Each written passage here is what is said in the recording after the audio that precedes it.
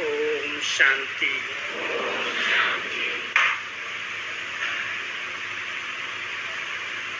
बहुत दिनों के बाद आज आप सबके बीच सन्मुख मिलने का मुझे भी सौभाग्य मिला है।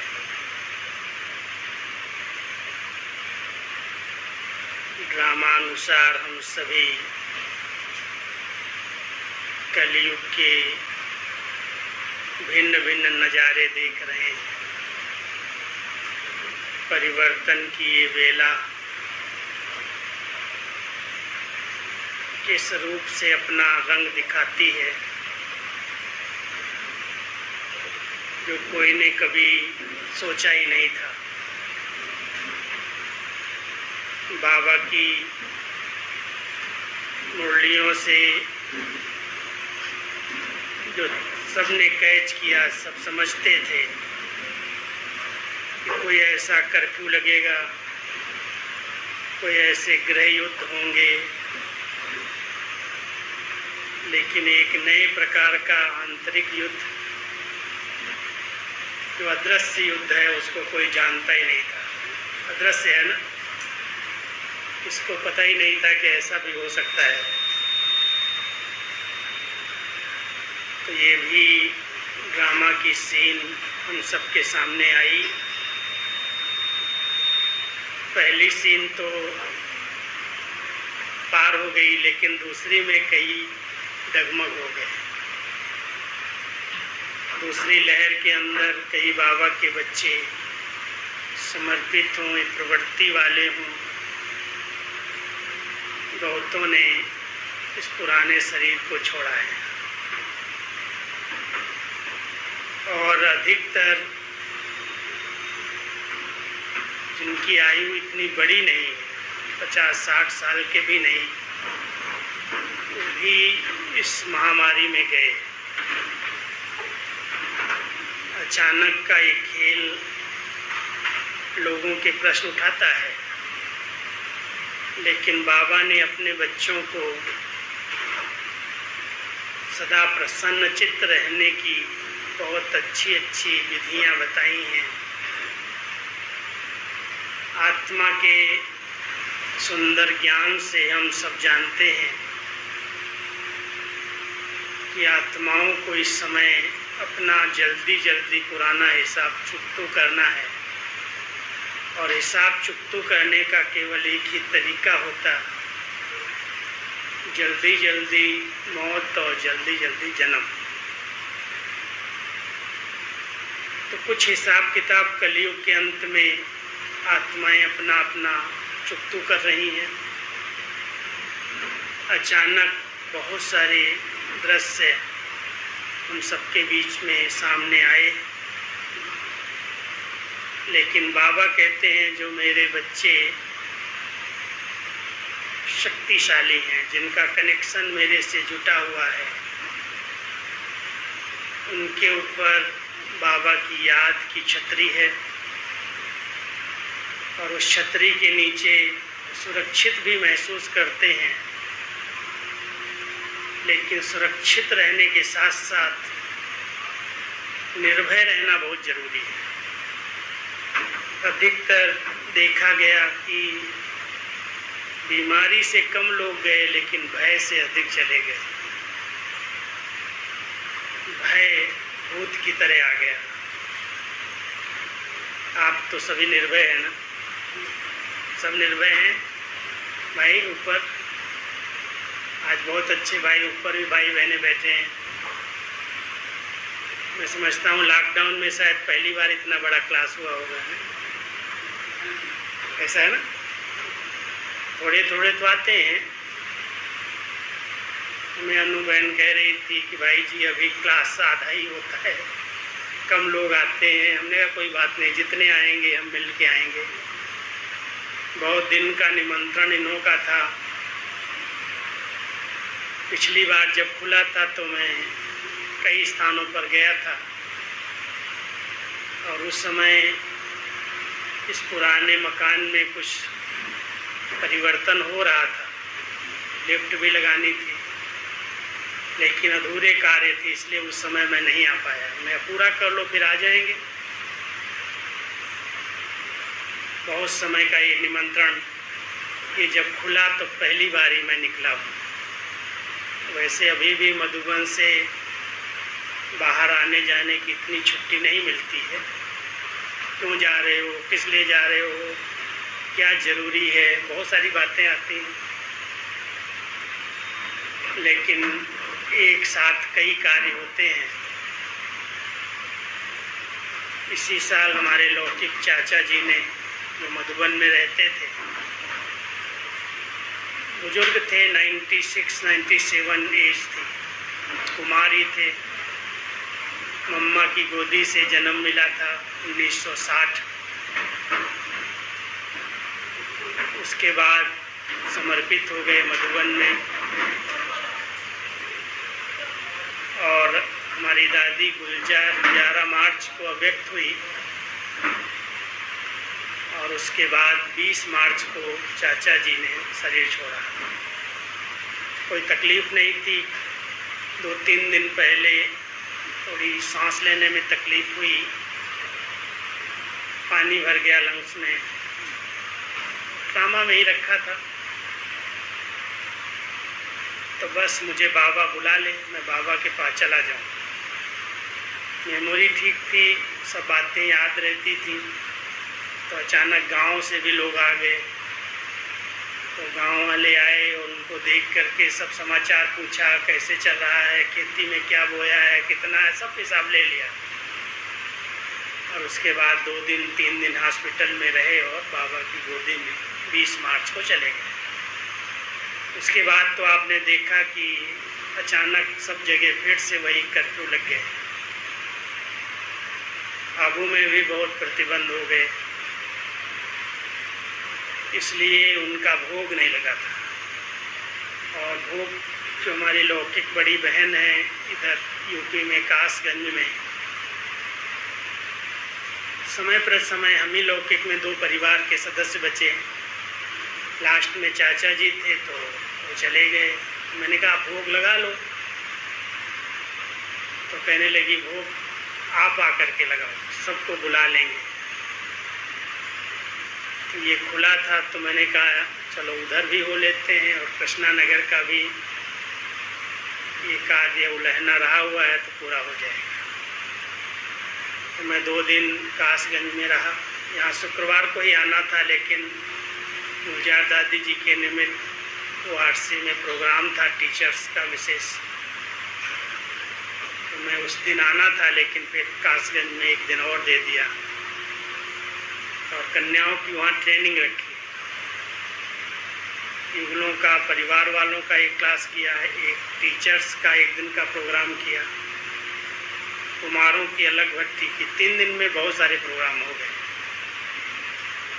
उसके बाद आपके बीच में आ गए कल दोपहर को। कई मीठी माताएं हमें अपने पास बुलाना चाहती हैं, घर बनाया है, नया स्थान बनाया है, तो 1 दिन में सब कार्य करने हैं। कल वापस जाना है अजमेर में। वहाँ की बहनों ने बहुत आग्रह किया कि आए हो तो मिल के जाना। आते समय जयपुर रुके थे और जाते समय अजमेर में रुके। इस प्रकार ये 5-7 दिन का टूर जो बना है, इसमें भी कई रहस्य हैं, कई सेवाएं समाई हुई हैं। बाबा कहता है बच्चे जहाँ जाते हैं उनके कदम कदम में पदम समाये हुए हैं। बाबा की याद में रहना है, याद दिलाना है। और बाबा ने आज की मुरली में विशेष, वैसे तो शिवरात्रि की मुरली है, बाबा के अवतरण दिन की मुरली है, लेकिन एक स्लोगन दिया है कि बच्चे सदा उत्साह में रहना, सदा उत्सव मनाना। आप बच्चों के लिए सदा ही उत्सव है। उत्सव किस लिए मनाते हैं? उत्साह में रहने के लिए, उत्साह दिलाने के लिए, और साथ साथ बहुत प्यारी मीठी मीठी शिक्षाएं दी हैं। पूरी मुरली में बहुत सारी शिक्षाएं हैं। तो मुरली पहले सुनेंगे या पहले हमारी अनु बहन कहती है दीदी जी के साथ के कुछ अनुभव सुना दो, क्योंकि दीदी जी का ये मास चल रहा है। दीदी को देखने वाले हैं कोई यहाँ बैठे हैं क्या? दीदी 83 में अव्यक्त हुई है, एक भाई है बस। जगरूप भाई ने तो मिले हैं ना, ये तो पुराने हैं। 83 में दीदी अव्यक्त हुई, दीदी मनमोहिनी। फोटो रखा है क्या कहीं? यहाँ कमलमणि दादी के कमरे में तो दीदी का फोटो है, इधर होगा उसमें। और दीदी और कमलमणि दादी की बड़ी आपस में स्नेही सखी का प्यार था, बहुत गहरा प्यार था। क्योंकि दादी की एक विशेषता थी, जैसे मुझे सेवा मिली है मुरली लिखने की, नोट्स लेने की, क्वेश्चन आंसर बनाने की, ऐसे ही दादी इसमें बहुत एक्सपर्ट थी। दादी की बहुत सारी डायरियाँ कमलमणि दादी की अभी भी मेरे पास हैं, जिसमें दादी ने उस समय नोट किया है बाबा की जो मुरली चलती थी उसमें प्रश्न उत्तर बनाना। और विशेष करके दीदी की राइटिंग केवल कमलमणि दादी पढ़ पाती थी। हमने सीखा सिंधी, तो दादी ने एक दिन दीदी ने मुझे बुला के कहा तुम मेरी राइटिंग पढ़ लेगा क्या? कहा देव दीदी पढ़ूँ। एक अक्षर भी मैं पढ़ नहीं पाया, सबकी पढ़ लेता था। लेकिन दीदी स्कूल तो गई नहीं थी, बाबा से ही सीखी थी और अपनी राइटिंग शॉर्ट हैंड बना लिया था। तो दीदी कहती है तुम अगर सीखना है ना तो कमलमणि दादी के साथ बैठा कर, वो सिखा देंगे। और दादी की नेचर तो आप सबने देखी, कितनी सरल, कैसे बिठा दो, कहीं बुला लो। तो दादी को मैं कहता था दादी चलो ऑफिस में, आप मेरे को ये दीदी की राइटिंग पढ़ के बताओ। तो दीदी की राइटिंग पढ़ करके मुझे सुनाती थी, मैं टाइप करता था क्वेश्चन आंसर। तो दादी के समीप रहने का भाग्य मुझे भी बहुत मिला, कमलमणि दादी को। उनकी बहुत अच्छी नेचर, मिलनसार नेचर, सबको सम्मान देना। कभी उनको मैंने जोर में, गुस्से में बोलते हुए नहीं सुना। बहुत दिन मधुबन में थी उस समय जब मैं आया शुरू में, तो दीदी जो बहुत बड़ी, बहुत सच्ची गोपिका थी, बाबा के प्रति एकदम मस्तानी, बाबा के लिए जी जान देने के लिए तैयार।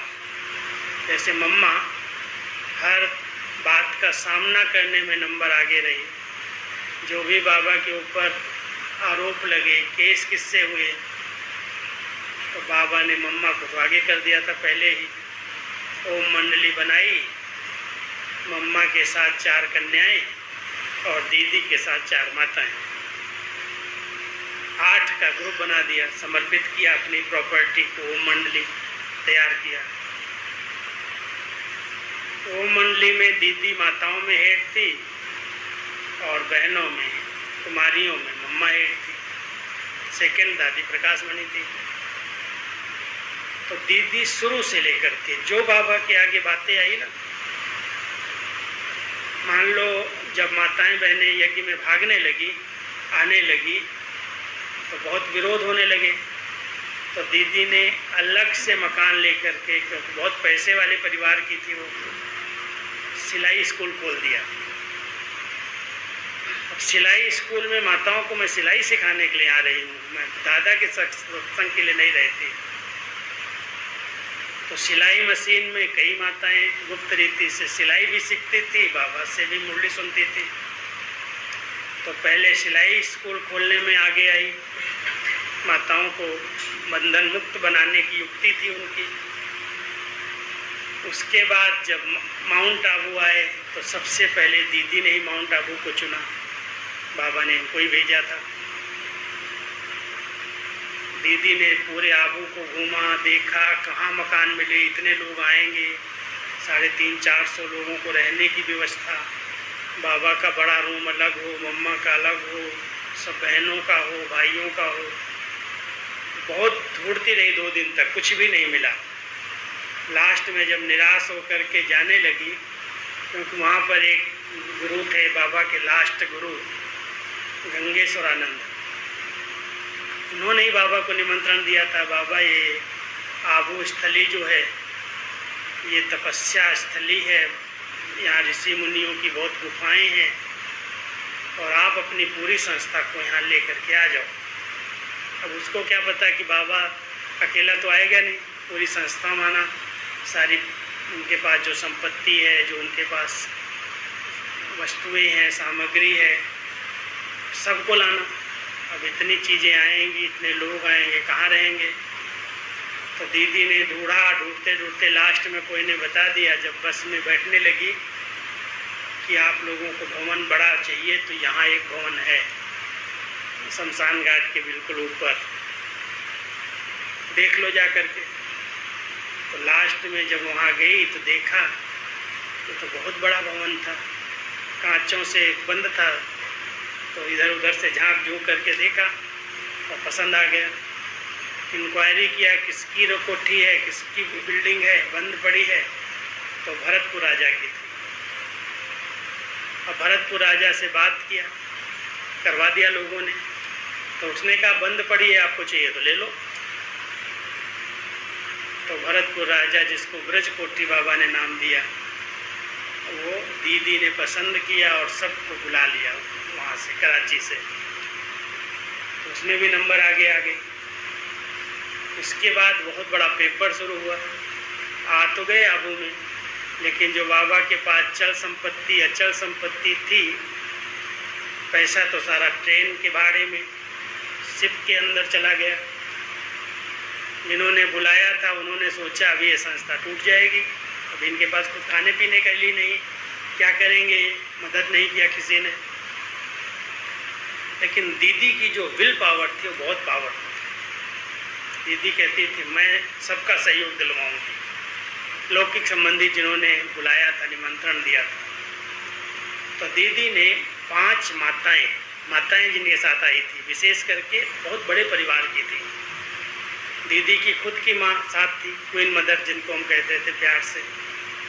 दीदी की छोटी बहन सील दादी थी, वो कुमारी थी, संदेशी भी थी।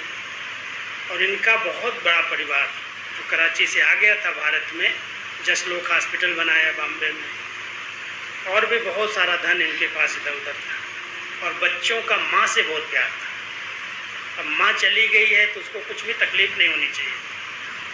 तो दीदी ने क्या किया, सबसे पहले उनको कहा परिवार वालों को, तुम लौकिक में हम लोग नहीं आएंगे, लेकिन तुम हमें बॉम्बे में एक मकान लेके दे दो। तो दीदी ने युक्ति से सील दादी को, क्वीन मदर को पहले बॉम्बे में एक मकान लेकर के दे दिया और परिवार वालों से पैसा आने लगा, सहयोग मिला। फिर दीदी की एक लौकिक चचेरी बहन थी, ब्रशांता दादी। ब्रशांता दादी, हरदेवी और उनकी लौकिक माँ, 3 जने थे। उनको उन्होंने पूना में रख दिया और उनके परिवार वालों को कहा आप इनको मदद करो, इनसे मदोगरी आएगी, पैसा आएगा। ऐसे 5 माताएं, रतन मोहन दादी की लौकिक माँ देवी माता थी साथ में, तो इनके लिए भी वहाँ पर भवन बॉम्बे में लिया। इनके परिवार वाले बहुत पैसे वाले थे। तो ऐसे 5 माताएं बॉम्बे, पूना, इस साइड में लौकिक संबंध के कारण गई और उनके सहयोग से परिवार वाले मदद करने लगे सब प्रकार से। फिर ये भी सेवाएं, माना आर्थिक जो तंगी आई उसको कंट्रोल कर लिया दीदी ने। उसके बाद तो बाबा ने बड़ी युक्ति से ये पेपर लेकर के विश्व सेवा के लिए रास्ता खोला। अगर ये पेपर नहीं लेता तो शायद कोई सेवा पर निकलते ही नहीं। ये भी एक बाबा की युक्ति थी। जब बाबा के घर में कुछ नहीं बचेगा तो बच्चे कहेंगे बाबा मैं कमा के आऊँ, और बाबा विनाशी धन कमाने के लिए छुट्टी देगा ही नहीं। विनाशी धन के लिए थोड़ी समर्पित हुए हो तुम, वो अपने आप आएगा।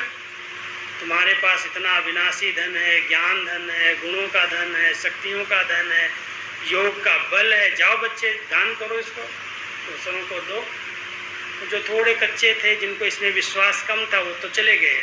उसको जाना भी कल्याण था, उनके जाने में बहुत रहस्य था। वो कच्चे पक्के थे, वो गए तो माँ बाबा कहता था, बच्चे देखना माया जो है ना मगरमच्छ की तरह मुंह खोल के बैठी है, खा जाएगी। लेकिन सचमुच वो तो गए तो ज्ञान से टूटे, शादियाँ की जा करके घरों में चले गए, कुछ नहीं, थोड़े बहुत। लेकिन बाबा से बहुत प्यार था, परिवार से प्यार था कि यज्ञ चलना चाहिए, यज्ञ में कोई विघ्न नहीं आना चाहिए। तो जहाँ भी गए, विदेश में जा कर के हांगकांग में मकान लिया, कोई ने फिर अफ्रीका साइड में चले गए, इधर उधर जहाँ संबंधी थे उनके पास चले गए। और जाने के बाद जब ये सेवाएं 69 के बाद विदेश की शुरू हुई, तो उनको ये था कि बाबा के बच्चे हमारे पास आ रहे हैं, हमारे भाई बहनें जो यज्ञ में रहे थे उनके अंदर प्यार तो था। तो सब ने वहाँ पर विदेश में सेवाओं में बहुत सहयोग दिया। जितने सेंटर खुले, लंदन खुला, हांगकांग खुला, अफ्रीका में खुले, कई मकानों को कई जगह पर उनके निमंत्रण पर, उनके सहयोग से सेवाएं शुरू, वो भी उसमें कल्याण था। इतना बड़ा विस्तार होना विदेश के अंदर, कौन मदद करेगा? अचानक जाओ किसी के पास। बाद में सेवाएं होती हैं तो बाबा के बच्चे निकलते हैं, लेकिन उनको पहले जाते ही मकान मिल जाए, सेवाएं शुरू की जाएं। मैं पिछले कुछ साल पहले लेगोस गया। लेगोस बिल्कुल कालों का, एकदम अफ्रीकन लोग वहाँ रहते हैं। तो वहाँ भाई सिंधी परिवार ही थे, उनके निमंत्रण पर मैं गया था। इतना बड़ा भवन बाबा का, और उस देश के अंदर 24 घंटा लाइट नहीं, और बाबा के घर में लाइट जाती नहीं। तो मैंने ऐसे ही पूछ दिया, मैंने कहा देश इतना गरीब, काले लोग, एकदम भयानक, कहीं आप अकेले जाओ तो डर लगता है मार देंगे।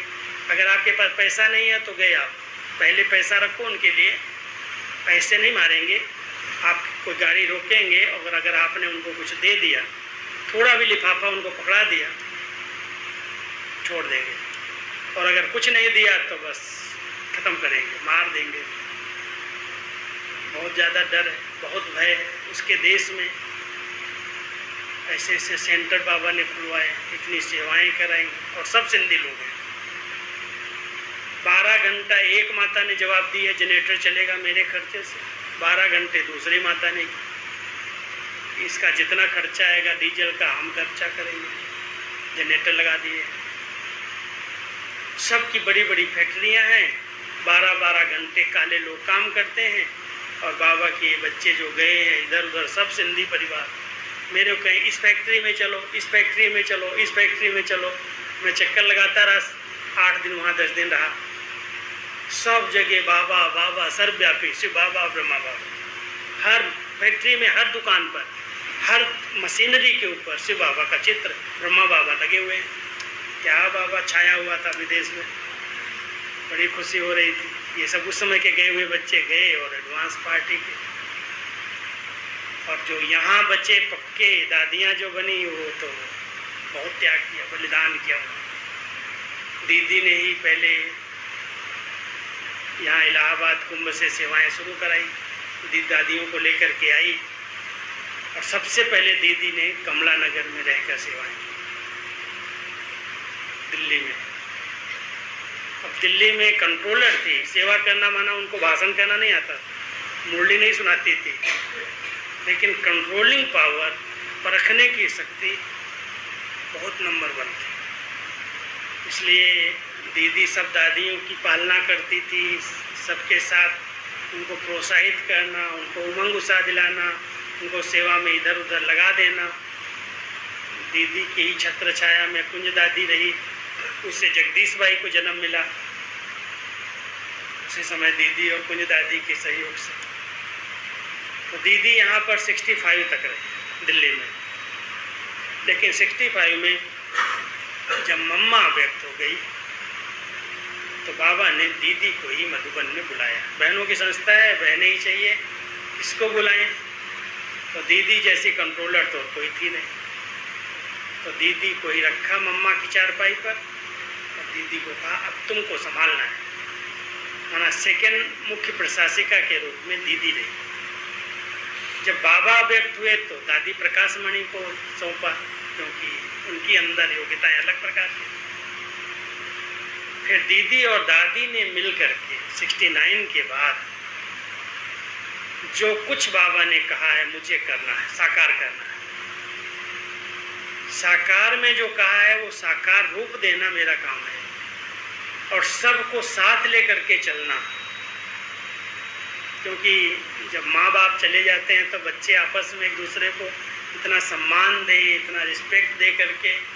अब लौकिक संबंध तो बाबा से कोई था नहीं, और लौकिक जो बच्चियाँ थी वो इनसे भी बड़ी थी, उम्र में भी बड़ी थी, अनुभव में भी बड़ी थी। लेकिन बाबा बड़ी युक्ति से किसी को लौकिक को आगे नहीं किया। उनकी बहू ब्रजेंद्रा दादी जो इतनी पर्सनालिटी वाली आत्मा थी, उनको बॉम्बे का जोन इंचार्ज बना दिया। बेटी जो थी उसको कलकत्ता भेज के गद्दी संभालो तुम, वो गद्दी पर बिठा दिया निर्मला शांता दादी को, और दीदी और दादी को मुख्य बना दिया प्रशासक। दीदी दादी इन सबको साथ लेके चलें, सबका सम्मान, सबका रिगार्ड, सबका सहयोग मिलता रहे। इसलिए दादियों के अंदर वो जो झुकने की, नम्रता की विशेषता थी, और दीदी की जो परखने की शक्ति थी। जब मैं पहली बार आया 71 में, मैं 15 साल का था, लेकिन शरीर थोड़ा बड़ा और कार्य करने में बहुत भाग दौड़, जो काम मिले। और अधिकतर हमने सब माताओं की प्यार से सेवा की जो मधुबन में रहती थी। उनके पास जाना, उनको पानी गर्म देना, उनको खाना दे आना, उनको चाय दे आना, तो एक सबके नज़दीक आ गया मैं 1 महीने में। दीदी की अंदर की परखने की शक्ति, उन्होंने कहा इसको पूछो, इसको यहाँ रखना है। दादी को बोला, तो दादी ने जब मेरे को पूछा और मैंने जब अपनी लौकिक कहानी बताई कि मैं 9th में पढ़ता हूँ, मेरे पिताजी 3 भाई हैं, उनका मैं इकलौता बेटा हूँ, तो दादी कही ये दीदी ने कैसे तुम्हारे लिए सोच लिया कि तुमको यहाँ रखना है, तुमको छुट्टी नहीं मिलेगी, अभी 3-4 साल पढ़ लो, 18 साल होना, उसके बाद फिर पिताजी अगर छुट्टी दें परिवार वाले तो चिट्ठी ले आना। बहुत सारी बातें सुना दी। लेकिन मेरे अंदर आ गया अगर दीदी की नज़र पड़ गई है तो मैं अभी यहाँ रहूँगा। फिर बाद में कहती अच्छा बाबा से पूछना। बाबा आते थे ना पर्सनल, तो बाबा के पास मैं गया और ऐसे ही बाबा को बोला कि बाबा दीदी चाहती है लेकिन दादी ऐसे कह रही है। तो बाबा बहुत मुस्कराए, कहते तुम्हारी जो इच्छा है बाबा पूरी कर देगा। और मैं गया, 1 साल के अंदर वापस आ गया, पढ़ाई करके हाई स्कूल 72 में आ गया। हमारे को भी 50 साल होने वाले। तो जब मधुबन में आया तो टाइप सीखी, सिंधी सीखी, और दीदी के साथ दादी के साथ सेवा करने का भाग्य मिल गया। स्थूल सेवाएं तो बहुत थी, वो तो सब किया, और दीदी के अंदर ये रहता था कि एक ऑलराउंडर होना चाहिए। तो नाइट पहरा भी दे सके, धोबी घाट भी करे, सफाई भी करे, रोटियां भी बनाए, सब काम करे, और उसके साथ साथ मैंने टाइप सीखी, सिंधी सीखी, ये सब सीख गया। लेकिन दीदी की पालना मैंने 11 साल की। बहुत लॉ और लॉ का बैलेंस जीवन के अंदर, कोई नियम मर्यादा एक भी उल्लंघन नहीं कर सकता है। लॉ फुल, क्लास माना क्लास, समय पर आना, टीचर के पहले आना, डायरी पेन हाथ में रखना, खुद स्टूडेंट लाइफ, सामने बैठना आगे आगे। तो दीदी की स्टूडेंट लाइफ थी और बहुत रमणीक और गंभीर, योग युक्त बहुत थी, अंतर्मुखी बहुत थी। लेकिन पार्टी को जो आती थी उनको इतना खुश कर देती, रिफ्रेश कर देती, और कितने VIPs को बाबा के आगे समर्पित करा दिया, ज्ञान में चला दिया युक्ति से। आप सब जानते होंगे यहाँ पर दिल्ली में एक वकील थे, सुप्रीम कोर्ट के वकील लालचंद वत्स, और लालचंद वत्स को एक हमारे यहाँ के हाई कोर्ट के जज थे गुप्ता जी, वो मधुबन लेकर के आए घुमाने के लिए, दिखाने के लिए। गुप्ता जी पक्के थे, यहीं के शक्तिनगर के स्टूडेंट थे। तो ले करके आए और 3-4 दिन जब वो लालचंद जी रहे, पत साहब रहे, तो उनको बहुत अच्छा लगा, सब पालना मिली, बहुत अच्छा स्नेह मिला। तो जब जाने लगे तो दीदी के सामने छुट्टी लेने आए, तो दीदी ने ऐसे पूछ दिया कैसे लगा। तो नेचुरल है, वकील भी थे और बात करने की, बहस करने की बहुत अच्छी आदत होती। तो बोला दीदी ऐसे लगा, ऐसी पालना तो मुझे अपनी ससुराल में भी कभी नहीं मिली, इतना स्नेह मिला, इतना पालना मिली, ये मिला, ये मिला। खुश हो रहे थे सुना करके। दीदी ऐसे अचानक बोली अच्छा तुम क्या दोगे, मिला तो इतना है, तुम भी तो कुछ दो। तो उसने समझा कोई पैसा मांगेंगी, कोई प्रॉपर्टी मांगेंगी, कोई मकान दुकान मांगेंगी। तो बोला दीदी जो मांगोगी वो दूंगा, आप जो कहेंगी मैं दूंगा। तो दीदी हंसने लगी, फिर बोलती है वायदा करो, वायदा पक्का, जो मांगोगी वो दोगे। तो उसने समझा यही चीज़ें मांगते लोग दुनिया वाले, तो यही मांगेंगी, ये क्या मांगेंगी वो। तो बोला हाँ दीदी मैं वायदा करता हूँ, बस वायदा करता हूँ कहा। बोला 2 चीज़ें चाहिए। बोलो दीदी। बोला मुझे 5 खोटे पैसे चाहिए। अब बेचारा मूंझ गया वो वकील इतना बड़ा। दीदी 5 खोटे पैसे आप क्या करेंगी, खोटे पैसे चलते ही नहीं हैं, एक तरफ भी कोई दाग होता तो कोई लेता नहीं है। बोला तुम ये बताओ, तुमने वायदा किया ना मैं दूंगा, दोगे कि नहीं ये बताओ। कहता दीदी देखूंगा कहीं मिल जाएंगे तो दे दूंगा। बोली मुझे वो कोई खोटे पैसे नहीं चाहिए, लेकिन तुम्हारे अंदर जो काम, क्रोध, लोभ, मोह, अहंकार ये भरा हुआ है ना, ये खोटे पैसे दे दो। सोचने लगा बेचारा, इन विकारों को छोड़ दूंगा तो संसार में कैसे रहूँगा। कहता दीदी वायदा किया इसलिए मैं कोशिश करूँगा, मैं देता हूँ। अच्छा संकल्प कर लिया, मैं विकारों को आज से जीतूँगा, छोड़ूंगा। फिर दूसरा कहा कि दूसरा हमको चाहिए एक आना। अब उसमें मूंझ गया वो, एक आना। कहता है 16 आने का रुपया चलता था बहुत पहले, अभी तो आने की कोई वैल्यू नहीं, आप आना क्या करेंगे। बोले तुम बोलो एक आना दूंगा। बड़े प्यार से उससे बुलवा लिया, हाँ दीदी कोशिश करेंगे। बोला कोशिश नहीं, बोलो एक आना देना है। पहले तो उलझ गया, वो इतना बड़ा वकील और दीदी जैसे वकालत कोई नहीं करता। तो कहा अच्छा एक आना माना, एक बार रोज सेंटर पर आना, चाहे 5 मिनट के लिए आना, लेकिन आना। अब 2 बातों में वो फंस गया, मछली फंस गई। अब एक आना और 5 खोटे पैसे अगर दे दो आप तो क्या होगा, जीवन ही बदल जाएगी। लेकिन उस व्यक्ति ने जो संकल्प किया, एक दिन भी बाबा के सेंटर पांडव भवन में आता था, एक दिन भी उसने मुरली मिस नहीं की।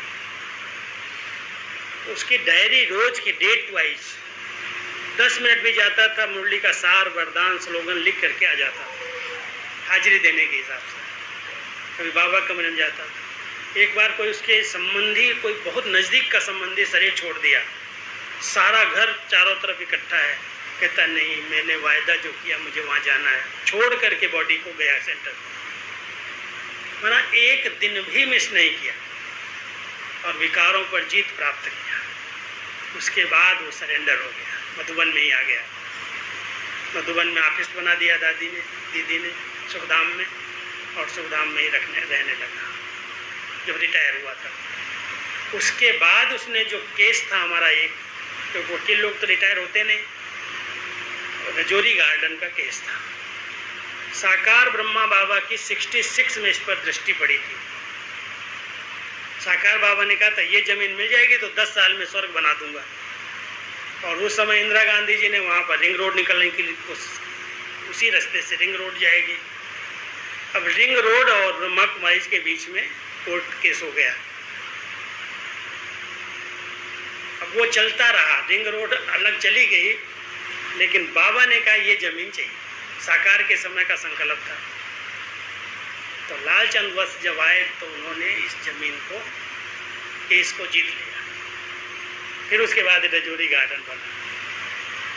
तो दीदी की जिस पर नज़र पड़ी उसका कल्याण हो गया। इतनी परखने की शक्ति, इतनी योग पावर, इतनी नियम मर्यादाओं में दृढ़, बाबा के प्रति समर्पित भाव, मेरा तो एक बाबा दूसरा न कोई।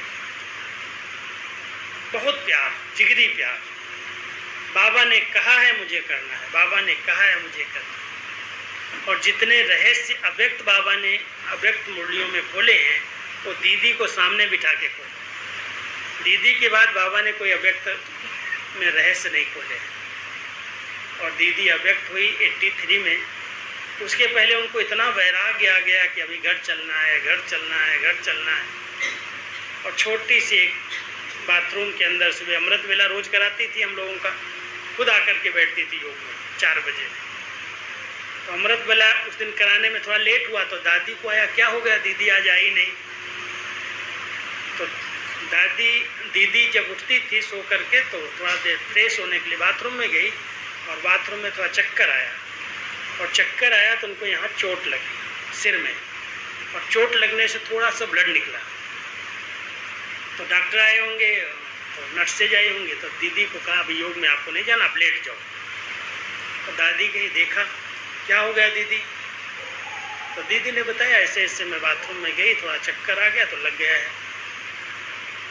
तो दादी को आया, दीदी एक बार चेक करा लेना चाहिए, बड़ी आई हो रही है, आँखों की रोशनी कम हो गई होगी, कुछ भी कारण हो सकता है चक्कर आने का। तो दीदी चेक कराने के लिए बॉम्बे गई, हम सबसे छुट्टी लेके गई। और बाबा ने भी गुलजार दादी के तन में आकर के वहाँ पर बॉम्बे में ही विदाई दी, छुट्टी दी।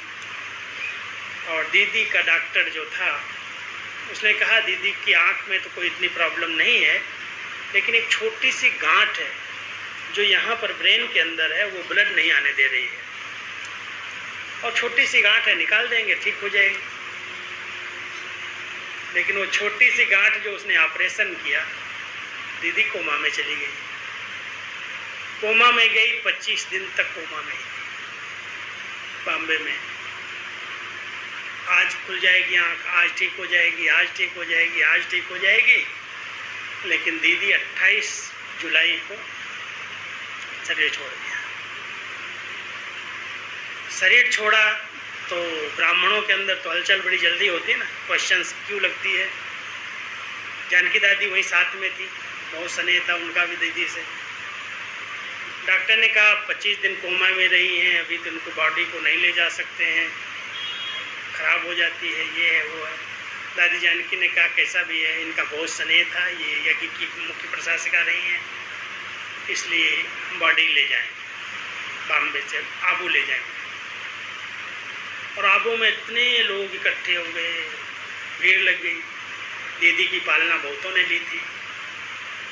तो 29 जुलाई को लेके आए और 30 जुलाई को सवेरे उनका संस्कार। बहुत सारे ब्राह्मण टीचर्स पहुंच गए थे। आबू ही था, नीचे तो कुछ था ही नहीं, ओम शांति भवन था, दीदी के सामने बन गया था।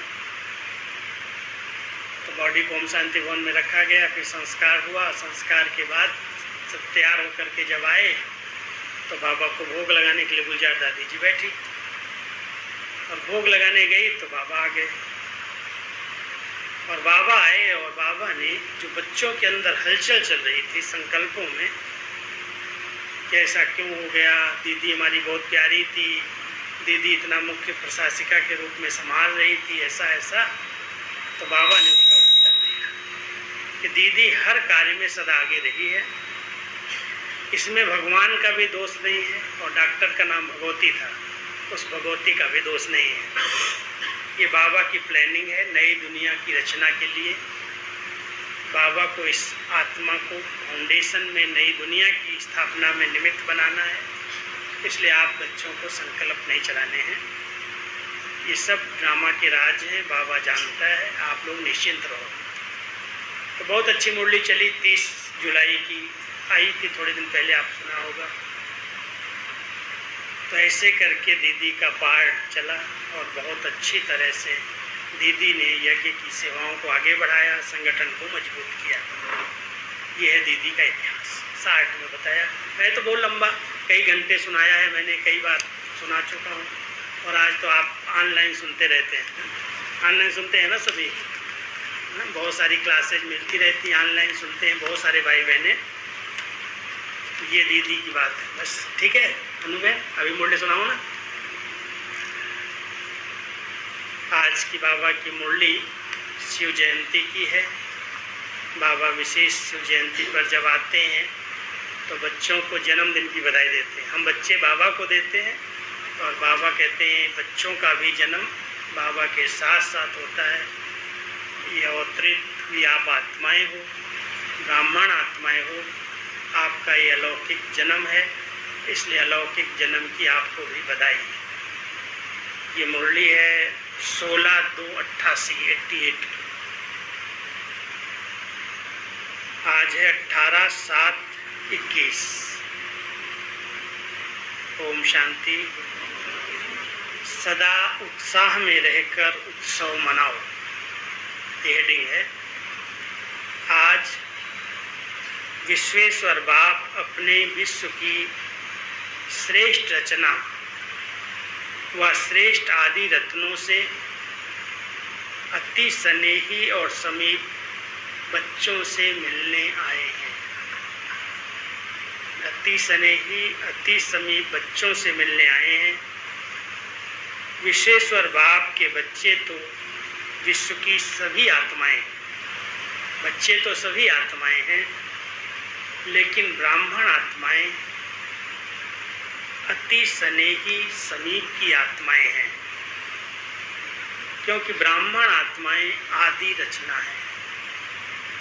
सतयुग के प्रारंभ की रचना कौन? ब्राह्मण आत्माएं हैं। बाप के साथ साथ ब्राह्मण आत्माएं भी ब्राह्मण जीवन में अवतरित हो बाप के कार्य में सहयोगी आत्माएं बनती हैं। इसलिए बाप दादा आज के दिन बच्चों का ब्राह्मण जीवन के अवतरण का जन्मदिन मनाने आए हैं। बच्चे कहते हैं हम बाबा का जन्मदिन मनाने आए हैं, और बाबा कह रहे हैं मैं ब्राह्मण जो अवतरित हुए हैं इस ब्राह्मण जीवन में उनका जन्मदिन मनाने आया हूँ। बच्चे बाप का जन्मदिन मनाने के लिए उमंग उत्साह से खुशी में नाच रहे हैं, लेकिन बाप दादा बच्चों के इस ब्राह्मण जीवन को देख स्नेह और सहयोग में बाप के साथ साथ हर कार्य में हिम्मत से आगे बढ़ते हुए देख हर्षित हो रहे हैं। जो बच्चे आगे बढ़ रहे हैं हिम्मत से, उमंग उत्साह से, स्नेही सहयोगी बन करके बाबा उनको देख करके हर्षित हो रहे हैं। तो आज बाप दादा, तो आप बच्चे बाप दादा का बर्थडे मनाते हो और बाप बच्चों का बर्थडे मनाते हैं। आप ब्राह्मणों का भी बर्थडे है ना, तो सभी को बाप दादा, जगत अम्बा और सर्व आपके साथी एडवांस पार्टी की विशेष श्रेष्ठ आत्माएं, कमलमणि दादी को भी याद कर रहे हैं, वो भी आपको मुबारक दे रही है जन्मदिन की। एडवांस पार्टी की विशेष श्रेष्ठ आत्माओं सहित आपके अलौकिक ब्राह्मण जन्म की स्नेह से सुनहरी पुष्पों की वर्षा सहित मुबारक हो। स्नेह से सुनहरी पुष्पों की वर्षा सहित मुबारक हो, मुबारक हो, मुबारक हो। ये दिल की मुबारक है, सिर्फ मुख की मुबारक नहीं है, दिल की मुबारक है। लेकिन दिलाराम बाप के दिल की मुबारक सर्वश्रेष्ठ आत्माओं को, चाहे वो सन्मुख बैठी हैं, चाहे मन से बाप के आगे सन्मुख हैं, चारों ओर के बच्चों को मुबारक हो, मुबारक हो। बाबा तो केवल सभा को नहीं देखता है, बाबा के आगे तो सारे ब्राह्मण परिवार के देश विदेश के बच्चे रहते हैं। तो बाबा कह रहे हैं सब ब्राह्मण बच्चों को इस अलौकिक जन्मदिन की मुबारक हो, मुबारक हो। आज के दिन भक्त आत्माओं के पास बिंदु रूप की विशेष स्मृति रहती है। शिव जयंती व शिवरात्रि कोई साकार रूप का यादगार नहीं है, लेकिन निराकार बाप ज्योति बिंदु जिसको शिवलिंग के रूप में पूजते हैं, उस बिंदु का महत्व है। आप सभी के दिल में भी बाप के बिंदु रूप की सदा स्मृति रहती है, तो आप भी बिंदु, बाप भी बिंदु। तो आज के दिन भारत में हर एक भक्त आत्मा के अंदर विशेष उस बिंदु रूप का महत्व रहता है। बिंदु जितना ही सूक्ष्म है उतना ही शक्तिशाली है। बिंदु जितना ही सूक्ष्म है उतना ही शक्तिशाली है। इसलिए बिंदु बाप को ही सर्व शक्तियों के, गुणों के, ज्ञान के सिंधु कहा जाता है बिंदु, लेकिन सिंधु कहा जाता है। सागर है, ज्ञान का, शक्तियों का, गुणों का सागर है। तो आज सभी बच्चों के दिल में जन्मदिन की विशेष उत्साह की लहर बाप दादा के पास अमृत वेले से पहुंच रही है। जैसे आप बच्चों ने विशेष सेवार्थ व स्नेह स्वरूप बन बाप का झंडा लहराया। बाप ने कौन सा झंडा लहराया? आपने तो ये कपड़े का झंडा लहरा दिया, लेकिन बाप ने कौन सा झंडा लहराया? आप सभी ने तो शिव बाबा का झंडा लहराया। बाप क्या ये झंडा लहराएंगे? बाबा क्या ये झंडा लहराएंगे? ये सेवा के साकार रूप की जिम्मेवारी बाप ने बच्चों को दे दी। ये झंडा लहराने का काम आप करो। बाप ने भी झंडा लहराया, लेकिन कौन सा और कहाँ लहराया? बाप दादा ने अपने दिल में सभी बच्चों की विशेषताओं के स्नेह का झंडा लहराया।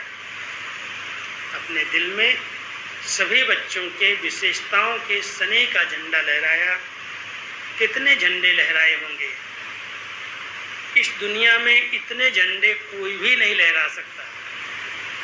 इतने बच्चे, हर एक बच्चे की विशेषता, उसके प्रति इतना स्नेह, उसका झंडा अपने दिल में बाबा ने लहराया। कितना सुंदर दृश्य होगा ये झंडा, कितना अच्छा है, कितना सुंदर दृश्य होगा। एक एक बच्चे की विशेषता का झंडा बाप दादा के दिल में लहरा रहा है। सिर्फ आप सबने झंडा नहीं लहराया, लेकिन बाप दादा ने भी लहराया। ये झंडा लहराते हो तो समय क्या होता है? झंडा लहराते तो क्या होता है? फूल गिरते हैं ना ऊपर से। झंडे के अंदर फूल रखते हैं, झंडा लहराते हैं तो सबके ऊपर फूल गिरते हैं। तो जब झंडा लहराते हो तो समय क्या होता है? फूलों की वर्षा होती है। बाप दादा भी जब बच्चों की विशेषता का, स्नेह का झंडा लहराते हैं तो कौन सी वर्षा होती है? हर एक बच्चे के ऊपर कौन सी वर्षा होती है? वरदानों की वर्षा होती है। कौन से वरदान मिलते हैं?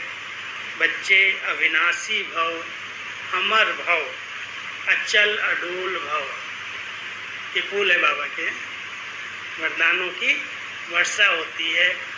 अविनाशी भव, अमर भव, अचल अडोल भव। इन वरदानों की वर्षा होती है।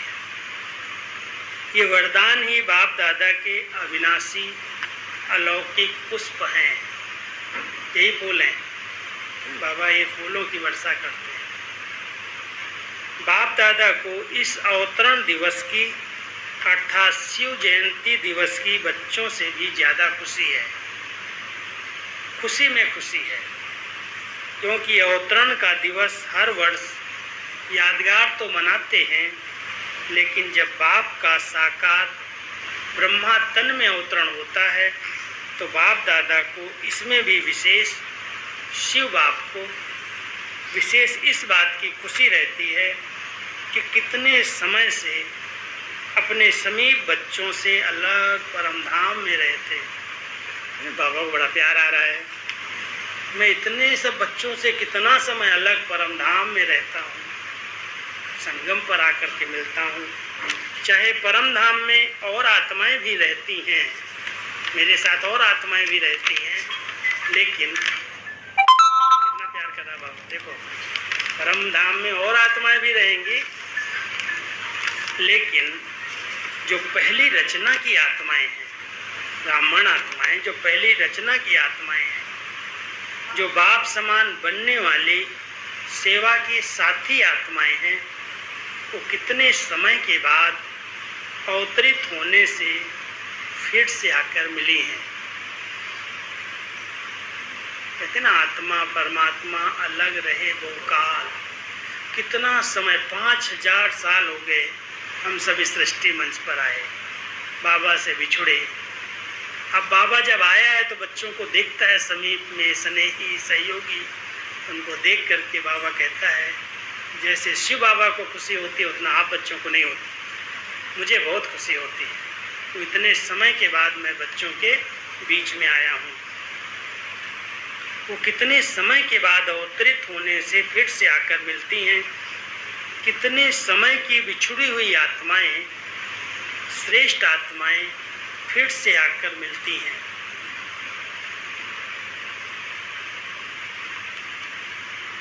अगर कोई अति कोई स्नेही बिछुड़ा हुआ फिर से मिल जाए, आप सोचो, आप कहेंगे हमें बाप मिला, और बाप क्या कहते हैं? बाबा कहते हैं मुझे बच्चे मिले। बाबा को बहुत प्यार आ रहा है ना। आप कहेंगे हमें बाबा मिला, और बाबा को इतने सब बच्चे मिल गए जो इतने समय से बिछुड़े हुए थे।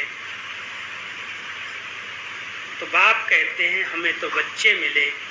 तो बाप को अपने आदि रचना पर बहुत नाज है, बहुत नाज है। आप सब आदि रचना हो ना, छत्री तो नहीं हो ना, सभी सूर्यवंशी आदि रचना है। ब्राह्मण सो देवता बनते हैं ना, आदि रचना क्यों है? तो ब्राह्मण सो देवता बनते हैं। तो ब्राह्मण आत्माएं आदि रचना है। अनादि रचना तो सभी हैं, परम धाम में तो सब आत्माएं हैं, वो तो सब अनादि रचना है। लेकिन आदि रचना जो ब्राह्मण सो देवता बनती हैं वो आप ही हैं। सारे विश्व की आत्माएं रचना है, लेकिन आप अनादि और आदि दोनों प्रकार की रचना हो। तो डबल नशा हुआ ना, डबल नशा, नशे में रहना सभी कि हम बाबा के अनादि और आदि रचना है। आज के दिन बाप दादा विशेष एक स्लोगन दे रहे हैं, उस दिन नहीं दिया, आज के दिन दे रहे हैं। ध्यान रखना, याद रखना, अंडरलाइन करना। क्या स्लोगन है?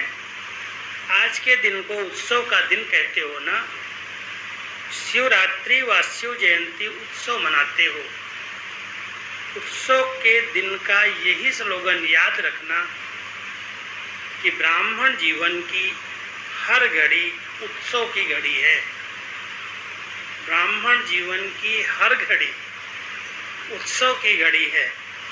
ब्राह्मण जीवन अर्थात सदा उत्सव मनाना, सदा उत्साह में रहना और सदा हर कर्म में आत्मा को उत्साह दिलाना। उत्सव मनाना, उत्साह में रहना और जो संबंध संपर्क में आए उसको उत्साह दिलाना। तो उत्सव मनाना है, उत्साह में रहना है और उत्साह दिलाना है। पक्का करेंगे? ये स्लोगन याद रहेगा ना? हर घड़ी उत्सव मनाना है, उत्साह में रहना है और सबको उत्साह दिलाना है। जहाँ उत्साह होता है वहाँ कभी भी किसी भी प्रकार का विघ्न उत्साह वाली आत्मा को उत्साह से हटा नहीं सकता। कितना भी कोई विघ्न आ जाए, कितने भी बड़े पेपर आ जाए, जो उत्साह में रहने वाली आत्मा है उसके उत्साह को कोई कम नहीं कर सकता।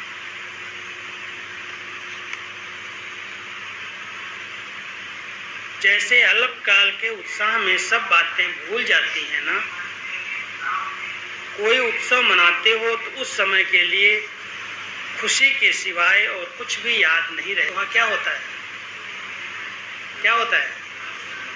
नाचना, गाना, खेल देखना, खेलना और खाना, यही होता है ना उत्सव में। कोई भी उत्सव में जाओ तो नाचेंगे, गाएंगे, खेलेंगे, खाएंगे, यही करते हैं। यही होता है ना, बाबा पूछ रहा है, यही होता है ना। तो ब्राह्मण जीवन के उत्सव में सारा दिन क्या करते हो? सेवा भी करते हो तो खेल समझकर करते हो ना, या बोझ लगता है? आजकल की दुनिया में कोई भी आत्माएं थोड़ा भी दिमाग का काम करेंगी तो कहेंगी हम तो बहुत थक गए। थकते तो नहीं हो ना आप लोग? थकते तो नहीं? जहाँ उत्साह होता वहाँ थकावट नहीं होती। तो बाबा कहता आजकल की दुनिया में थोड़ा भी कोई काम कर देगा, मैं तो थक गया। बाबा कहता है आजकल के लोग दिमाग का काम थोड़ा भी करेंगे तो कहेंगे हम तो बहुत थक गए हैं। दिमाग के ऊपर काम का बहुत बोझ है। और आप सेवा करके आते हो तो क्या कहते हो? सेवा का मेवा खा करके आए। सेवा करके आए, मेवा खा करके आए। भंडारे में भी काम किया, बर्तन भी मांज दिया, सफाई कर दिया, तो भी किया और तुरंत बाबा ने, दादियों ने टोली खिला दिया तो मेवा ही मिल गया ना। तो काम भले किया कोई भी, लेकिन वो थकावट नहीं लगती है, क्योंकि उत्सव की तरह उत्साह में रह करके करते हो। तो सेवा का मेवा खा के आ गए, क्योंकि जितनी बड़े से बड़ी सेवा के निमित्त बनते हो उतना ही सेवा का प्रत्यक्ष फल बहुत बढ़िया और बड़ा मिलता है। तो प्रत्यक्ष फल खाने से और ही शक्ति आ जाती है ना, खुशी की शक्ति बढ़ जाती है। स्थूल में कोई चीज़ मिले या न मिले, लेकिन अंदर से जो खुशी होती है वो शक्ति बढ़ जाती है। इसलिए चाहे कितना भी शरीर का सख्त कार्य हो, वह प्लान बनाने के दिमाग का कार्य हो, लेकिन आपको थकावट नहीं होगी। रात है वह दिन है ये भी पता नहीं पड़ता है ना। रात में भी कितना भाई बहने काम करने लगते हैं। अगर घड़ी आपके पास नहीं होती तो मालूम नहीं पड़ता कि क्या कितना बज गया, मालूम नहीं पड़ता। तो घड़ी के कारण थोड़ा देख लेते, 12 बज गया, 1 बज गया। घड़ी नहीं होती तो पता ही नहीं चलता, उमंग उत्साह से करते रहते हैं। लेकिन उत्सव मना रहे हो, इसलिए सेवा उत्साह दिलाती है और उत्साह अनुभव कराती है। ब्राह्मण जीवन में एक तो सेवा है और दूसरा क्या है? दूसरा क्या होता है? ब्राह्मण जीवन में एक सेवा है और दूसरा क्या होता है? बाबा ने अलग प्रकार से बोल दिया है। दूसरा माया आती है।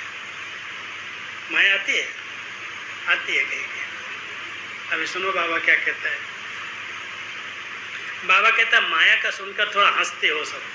बाबा ने कह दिया माया आती है, तो माया का सुना तो हंसने लगे सभी। बाबा कहता है माया का सुनकर हंसते हो क्योंकि समझते हो कि माया को हमारे से ज़्यादा प्यार है। प्यार है सबका। इतना समय साथ रही है तो इतनी जल्दी थोड़ी छोड़ देगी। आधा कलब दोस्ती बना के रखी है, थोड़े समय में छूट जाओगे क्या? तो बाबा कह रहे हैं कई समझते हैं कि माया को हमारे से ज़्यादा प्यार है। आपका प्यार नहीं है, उसका प्यार है। उत्सव में खेल भी देखा जाता है। आजकल सबको सबसे ज़्यादा खेल कौन सा पसंद आता है? आजकल तो सब मोबाइल में लग गए हैं खेल में, लेकिन बाबा उस खेल को याद कर रहा है, मिक्की माउस। मिक्की माउस का खेल कहीं कहीं बहुत अच्छे बने होते हैं, जाओ तो ऐसे डरा देते हैं, सामने आ जाते हैं, भयभीत करते हैं। मिक्की माउस खिलौने होते हैं ऐसे। तो बाबा कहता है मिक्की माउस का खेल बहुत करते हैं। एडवर्टाइज भी मिक्की माउस के खेल में दिखाते हैं। चाहे मैच पसंद करते, चाहे मिक्की माउस का खेल, या तो मैच सारा दिन देखते रहते, मैच कहीं चल रहा हो। आजकल हमारे भारत के अंदर तो क्रिकेट कहीं चल जाए तो सारा टाइम वही लोग देखते रहते। तो बाबा कहता है या तो खेल देखने में मगन रहते हैं, या मिक्की माउस या क्रिकेट।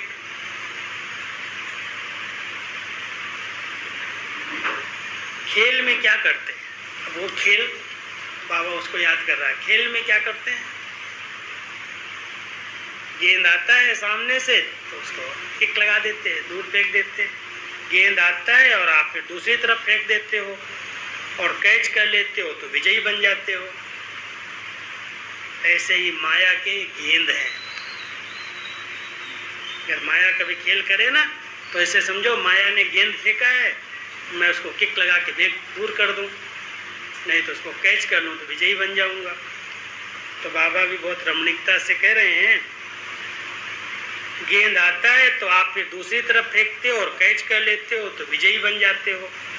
ऐसे ही माया के गेंद हैं, कभी काम के रूप में आ जाता है, कभी क्रोध के रूप में आ जाता है, तो कैच करो। ये माया का खेल है। अगर माया के खेल को खेल समझकर करो तो उत्साह बढ़ेगा, और अगर माया को कि कोई भी परिस्थिति को दुश्मन समझ देखोगे तो घबरा जाओगे। अगर खेल समझोगे तो मौज का अनुभव करो, उत्साह से पार कर लोगे, विजयी बन जाओगे। और अगर समझोगे तो दुश्मन है, परेशान करती है, तो घबरा जाओगे।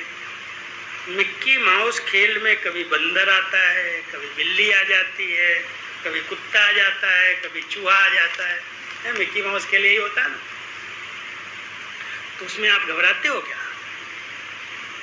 नहीं घबराते हैं, मजा आता है ना देखने में।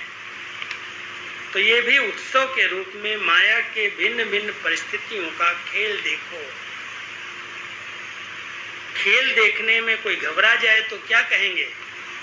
कई बार छोटे बच्चे साथ में होते हैं ना, उनको बेचारों को पता नहीं होता है क्या है, ऐसे सामने आ जाता है अचानक तो चिल्ला पड़ते, रोने लगते।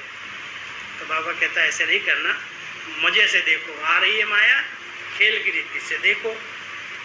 खेल देखते देखते भी कोई सोच ले कि गेंद मेरे पास ही आ रहा है, मेरे को ही न लग जाए, तो खेल देख सकेगा क्या?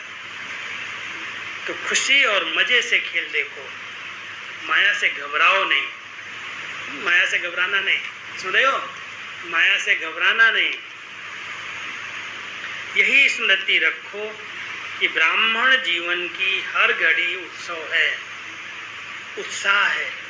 उसी के बीच ये खेल भी देख रहे हैं, खुशी में नाच भी रहे हैं, और ब्राह्मण परिवार की विशेषताओं के, गुणों के गीत भी गा रहे हैं, और ब्रह्मा भोजन भी मजे से खा रहे हैं। कोई शरीर भी छोड़ता है तो क्या करते हैं? ब्रह्मा भोजन हो जाता है, पिकनिक हो जाती है ब्राह्मणों की। बाबा तो ऐसे मजे लेता है, मजे, मौज का अनुभव कराता है। तो बाबा के जो बच्चे निश्चय बुद्धि है ना, उनको उसमें भी मजे का अनुभव है कि खेल चल रहा है, ड्रामा चल रहा है। तो मूझना नहीं, घबराना नहीं, लेकिन मौज में रहना।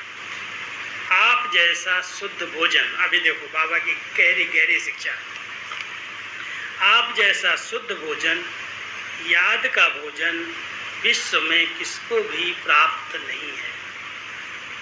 इस भोजन को ही कहा जाता है दुख भंजन भोजन। दुख भंजन भोजन, ब्रह्मा भोजन क्या है?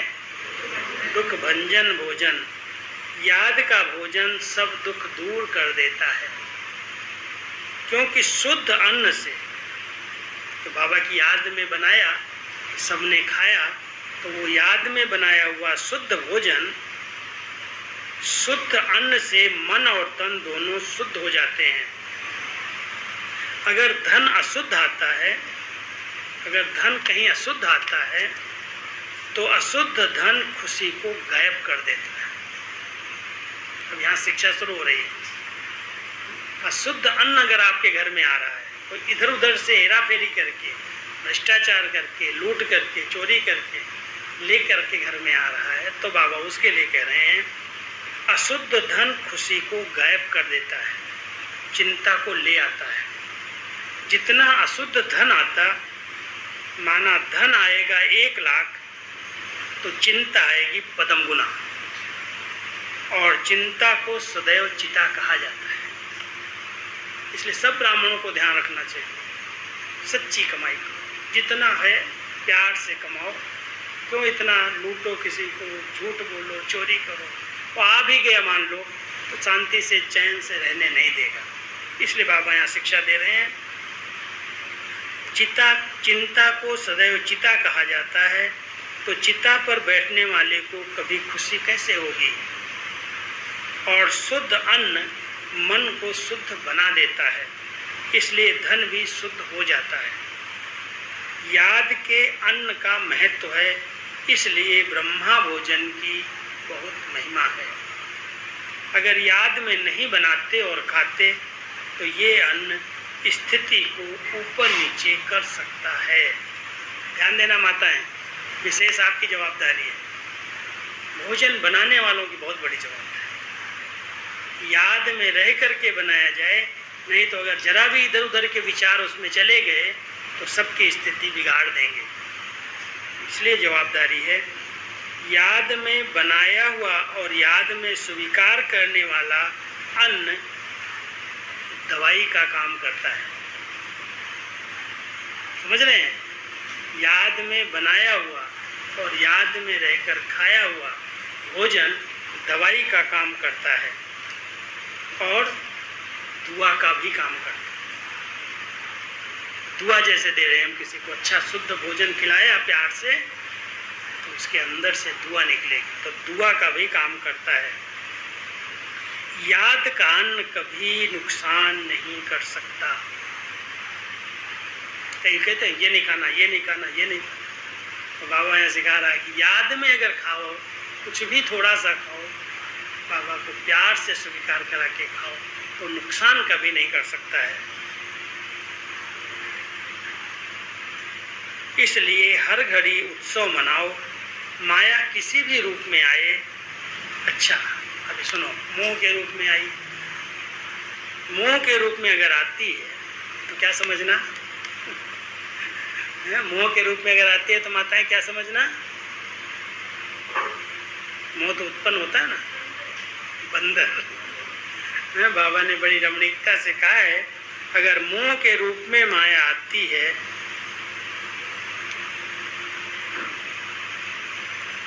तो समझो बंदर का खेल दिखाने के लिए आई है। खेल को साक्षी होकर देखो, स्वयं माया के चक्कर में नहीं आ जाओ। चक्कर में आते हो तो घबराते हो।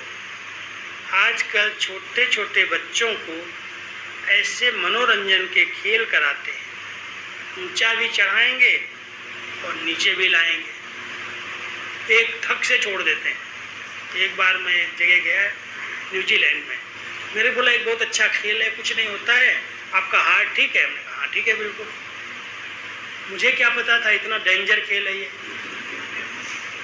और एकदम ऊपर ले गए, बहुत फुट ऊंचे ले गए और एकदम थक से छोड़ दिया।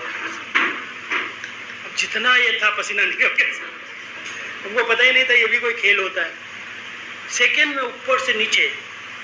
तो बाबा वही कह रहा है कि कमज़ोर वाला होगा तो बेचारा का क्या हार्ट फेल हो जाएगा, लेकिन ऐसे लोगों को चढ़ने नहीं देते हैं। तो बाबा वही कह रहे हैं कि खेल में भी मनोरंजन होता है, खेल को साक्षी होकर देखो, स्वयं माया के चक्कर में नहीं आओ। चक्कर में आते हो तो घबराते हो।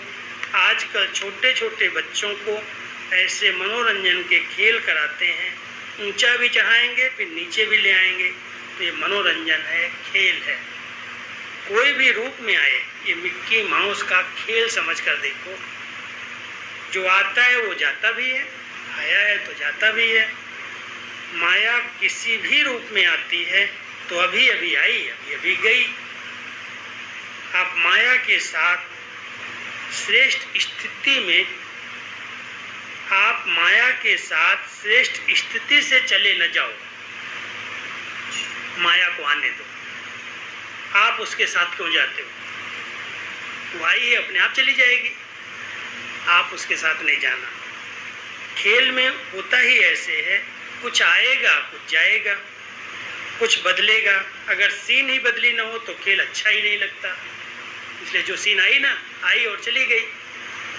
आई, घबराना नहीं, आएगी और भी आएंगी बड़ी बड़ी। बाबा उसको कह रहे हैं, अगर सीन बदली ही न हो तो खेल अच्छा ही नहीं लगेगा। माया किसी भी रूप से आए, जो भी सीन आती है वो बदलती जरूर है। तो सीन बदलती रहे लेकिन आपकी श्रेष्ठ स्थिति नहीं बदले। समझ गए? अंडरलाइन क्या है? माया की सीन बदले लेकिन श्रेष्ठ स्थिति नहीं बदले। कोई भी खेल में कोई पार्ट बजाता है तो आप भी उसके साथ ऐसे ही भागने व दौड़ने लग जाएंगे क्या? वो खेल रहा है, आप तो अपने स्थान पर बैठ के देखो, आप उसके साथ क्यों भाग रहे हो? देखने वाले तो सिर्फ देखते रहेंगे ना। तो माया नीचे गिराने के लिए आए या कोई भी स्वरूप में आए, लेकिन आप उसका खेल देखो। कैसे नीचे गिराने के लिए आई, उसके रूप को कैच करो और खेल समझ उस दृश्य को साक्षी होकर के देखो, अलग से देखो। साक्षी माना अलग से होकर के, न्यारा होकर के देखो। आगे के लिए और स्व की स्थिति को मजबूत बनाने की शिक्षा लेकर आगे बढ़ जाओ। ये आई है, उसे और अनुभव बढ़ गया, शिक्षा लो और आगे बढ़ जाओ। तो शिवरात्रि का उत्सव अर्थात उत्साह दिलाने वाला उत्सव सिर्फ आज का दिन नहीं है, लेकिन सदा ही आपके लिए उत्सव है और उत्साह साथ है। इस स्लोगन को सदा याद रखना और अनुभव करते रहना, पक्का करना।